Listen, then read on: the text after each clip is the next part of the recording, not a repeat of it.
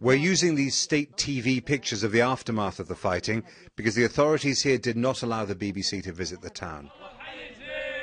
Syrian television said local people welcomed the elimination of terrorists in Judaydah al-Fadl, including foreign jihadists.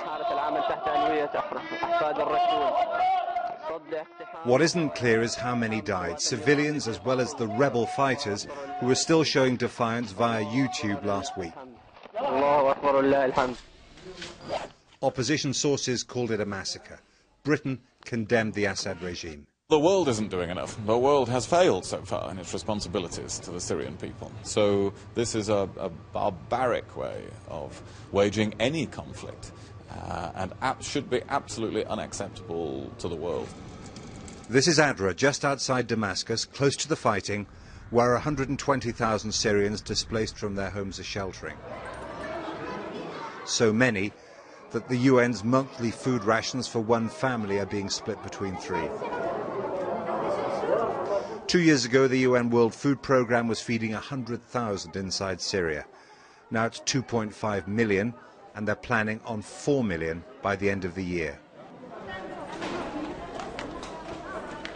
Millions are trapped in this war, sometimes fearing both sides.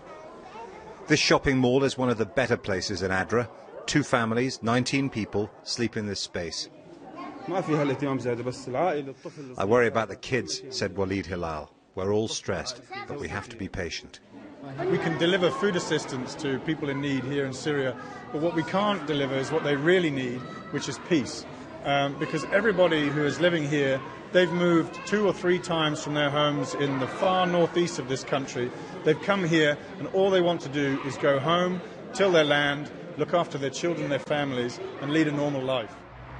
Attempts at the United Nations to find a political solution to the war haven't got off the starting line because the big Western powers, Britain, France and the United States, can't find enough common ground with the Russians, who support President Assad.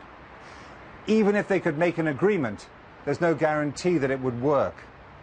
The most likely outcome at the moment for Syrians is a long and hard descent into something even worse than they have now.